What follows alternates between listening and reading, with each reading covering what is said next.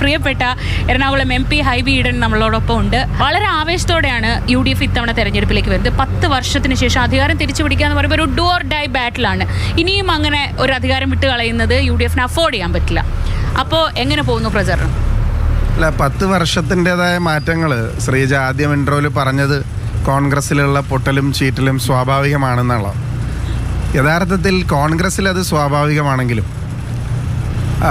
ഒരിക്കലും കാണാൻ കഴിയാത്ത ഒന്നാണ് CPMലെ പടലപ്പിണക്കങ്ങൾ. CPMൻ്റെ ചരിത്രത്തിൽ ഇതുവരെ ഇല്ലാത്ത രീതിയിലുള്ള കൊഴിഞ്ഞുപോക്കാണ്.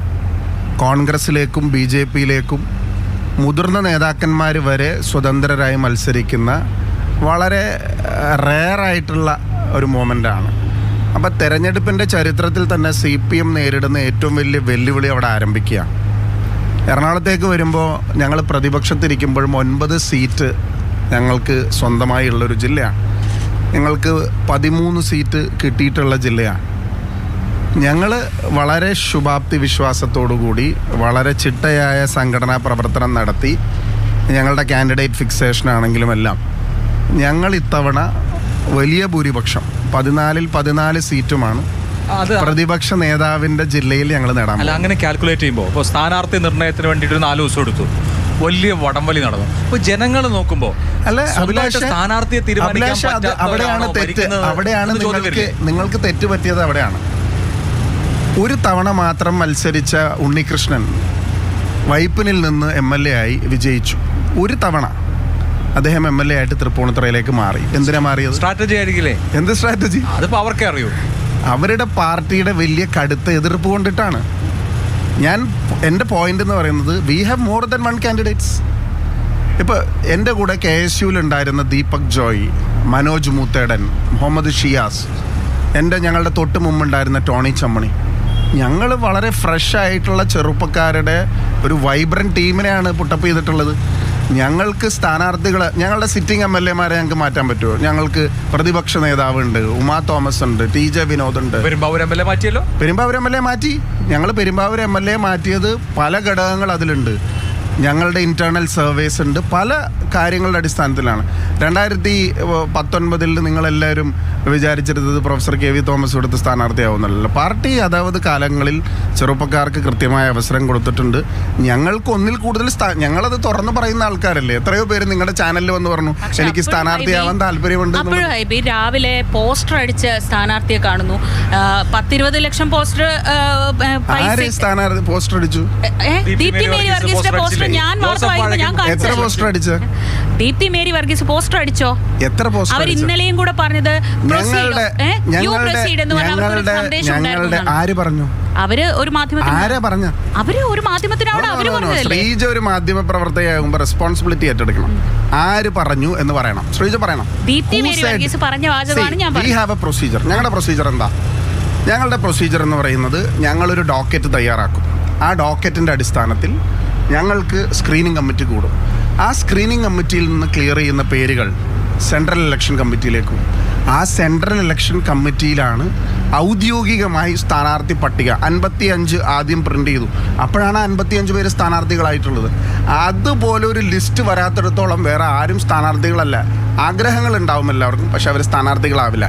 സ്ക്രീനിങ് കമ്മിറ്റിയിൽ എന്താ നടന്നതെന്നും CECയിൽ എന്താ നടന്നതെന്നും ഞങ്ങൾക്ക് കൃത്യമായിട്ട് അറിയാമല്ലോ. അപ്പോൾ അങ്ങനെ അവകാശം ഇതെല്ലാം പോട്ടെ, ഏത് വർഷമെന്ന് ഞാൻ ഓർക്കുന്നില്ല. ലീഡർ ശ്രീ K കരുണാകരനുള്ളപ്പോൾ വടക്കേക്കരയിലും 2001 3 സ്ഥാനാർത്ഥികളെ മാലയത്ത് സരളാദേവി, ഇവിടെ KP ധനപാലൻ ഇവിടെ പോസ്റ്റർ അടിച്ച് വടക്കേക്കരയിൽ സ്ഥാനാർത്ഥിയായി പോസ്റ്റർ മുഴുവൻ പതിപ്പിച്ച് കഴിഞ്ഞിട്ട് ആ 3 സ്ഥാനാർത്ഥികളെ മാറ്റി. ആ 3 സീറ്റും കോൺഗ്രസ് ജയിച്ചല്ലോ.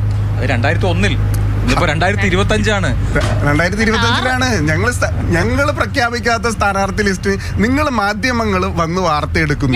നിങ്ങൾക്ക് എങ്ങനെ മാധ്യമങ്ങൾക്ക് അവിടെ പോസ്റ്റർ പ്രിന്റ് ചെയ്യുന്ന വാർത്ത? ഒരു മിനിറ്റ്, എന്റെ വീണ്ടും ശ്രീജയോട് വീണ്ടും അല്ല, ഞാൻ അതിലേക്ക് ഒരു തർക്കത്തില്ല. ഞാൻ വീണ്ടും നിങ്ങൾ ആ ചോദ്യം ഉന്നയിച്ചുകൊണ്ട് ഞാൻ വീണ്ടും ചോദിക്കുകയാണ്, ഏത് പ്രസ്സിലാണ് അത് പ്രിന്റ് ചെയ്തത്? ഏതായിരുന്നു? What was the press?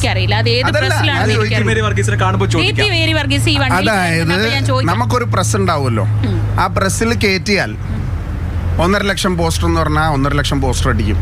അങ്ങനെയുള്ള ഒരു പോസ്റ്ററിൽ പ്രസ്സിൽ കയറിയിട്ടാണോ പോസ്റ്റർ അടിച്ചത്? ജോസഫ് ജോസഫ് വാഴക്കിന്റെ 1 ലക്ഷം 1.5 ലക്ഷം പോസ്റ്റർ അടിച്ചു. അതെ, ആ ജോസഫ് വാഴക്കിന് 1 ലക്ഷം പോസ്റ്റർ അടിച്ചില്ല എന്ന് ഞാൻ പറഞ്ഞല്ലോ.